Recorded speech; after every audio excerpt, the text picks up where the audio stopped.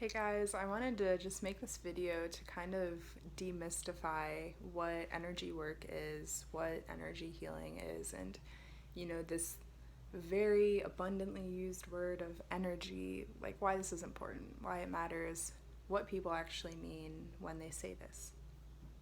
So, I would explain energy as the highly intelligent, invisible aspects of life that we are honestly always interacting with. So you think about how you take a deep breath in and out.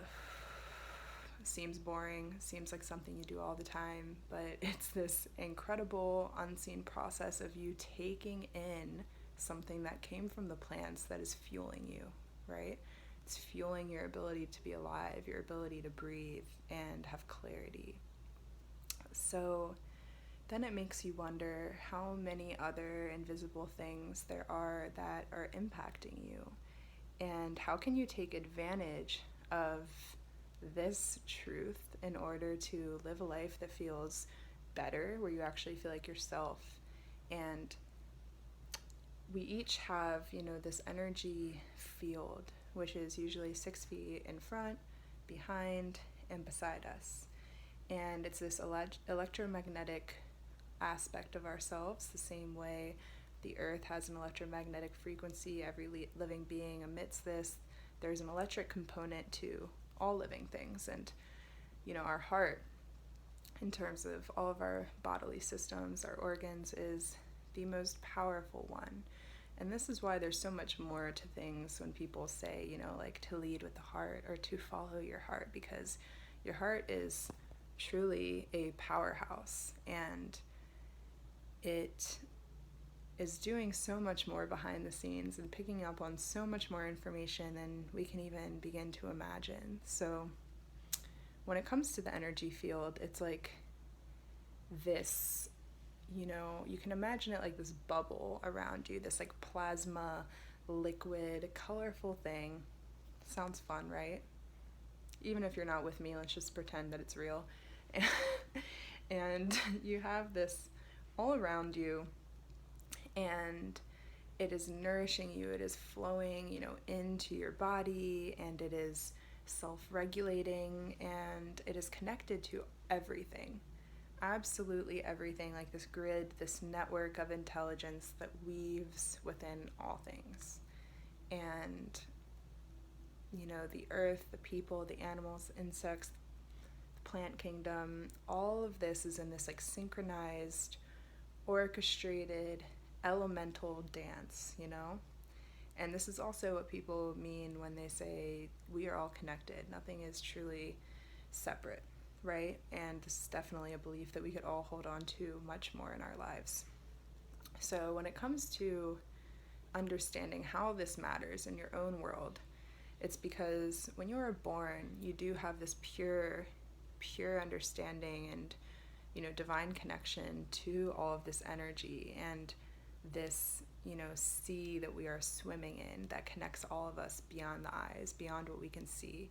And this is why we are highly intuitive, and we have such an inner knowing and so much faith and confidence, and like nothing can hold us back in life, because we can do whatever we put our mind to, and we can shapeshift this sea and carve it into who we want to be.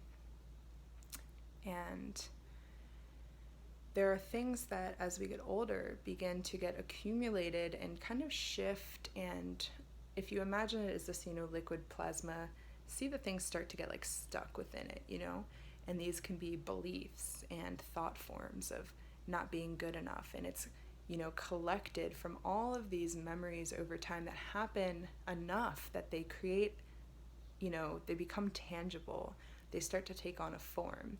You can have one person say something to you and it means absolutely nothing, it just floats right off. But when you have this repetitive thing happening, it begins to then create an actual tangible idea and a belief system. And then that belief of yours of, oh, I'm not good enough because this person said it, then I went home and my mom made a comment, and then this one time, it all starts to accumulate right in your energy field. And it's just in here, in your mental space. And then once you have that enough times, it begins to create an actual emotion, which is energy in motion. And it creates this feeling of like, oh, I'm not good enough, and that feels bad, that, feels hurtful. And then that feeling happens and it becomes into the physical body of, that makes my heart tight or my stomach drop, and it makes me feel like I just want to like cower over and hide from the world. And that's what people mean when it comes to energy. It's understanding that series of events and how even things that happened long ago can get clogged and stuck and continue to inform our experience through our energetic template and our energetic makeup. And so when you begin to understand that series of events, you have to ask yourself, what's the most, effective thing I can do? Should I go into that like physical sensation and try to like, move it out, or, do something in the physical realm to bring mending and harmony to that? Or should I go more to the source and to the awareness of like, oh, what is actually causing this series of physical things happening to me? Is it a belief? Is it an emotion? And begin to actually bring deep, clearing and awareness and support to that part of you, that original part of you that did get fragmented and informed in the wrong way, informed falsely through negative experiences and memories, and, really beginning to disconnect from your truest self, which is so confident and so pure and so expressive and so all-knowing. But there are things that happen to us in our lives that, take us from that naturally. And so the beautiful thing is that there's so much that you can do about this. And this is why meditation is talked about often, because it's about being able to go into the mind and observe those parts of you more, and to be able to, say with your own voice through affirmation or prayer, like, hey, this is the truth. I want to align and attune to the energy that I am beautiful and I am good enough and I am worthy. So that's one tool. Other tools is merely expressing, because if you have all of this like congested stuff in your energy, in your aura, it can feel so good to even identify and release that. So identify like, oh, I'm not feeling worthy, and I'm going to speak this out like, hey, I'm not feeling worthy, and I'm going to release this, that I can do something about it. And that comes through being able to identify these parts of us.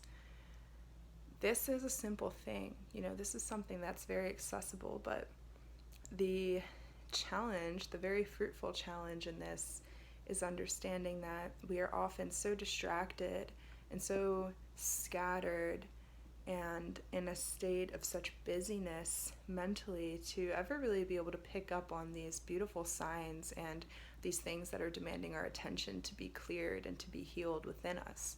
The true origins of a lot of the mental and emotional realms that we're living in. And yes, it is often egged on by the external, but truly it's something internally within you that has been being felt for a very long time. Whether it's feelings of not being supported or taken care of, feelings that you need to work really hard in order to be seen or loved or acknowledged. These things all have a deeper origin within us that want to be remembered and seen and released, in order to feel more like ourselves. So that's a little bit on why, energy work is so important, and having someone to really hold that space and, kind of conduct that frequency for you to begin to understand those parts of yourself. And whether it's through touch in a normal, physical setting, whether someone does acupuncture with needles, or whether it's more what I do, which is like field work and really working with someone's energy and leading them through guided meditation or guided experiences to understand their subconscious greater and see where these parts of them are coming from to be fully healed and recognized. Whether it's simply talk therapy and how beautiful and important that is for you to feel heard. There's so much, available to us. And that's really what I want to leave with you guys today, that there's so much power in going down, the path and the journey of self-awareness, because as you become aware, you become able to create a change. And as you create a change, you create, an opening for transformation and greatness and like the polishing, of that diamond. And then it shows the way for others and it inspires others to be the same. And we're able to share our gifts and learn and be in community with one another as we are meant to as living beings. So a little bit of a different message today, but I just wanted to give some background on what some of these words mean when people say energy, and kind of begin to understand the deeper realms of what this actually looks like and means, and how many things you can do in your day-to-day world to feel more energetically sound and have a sense of inner stability and integrity.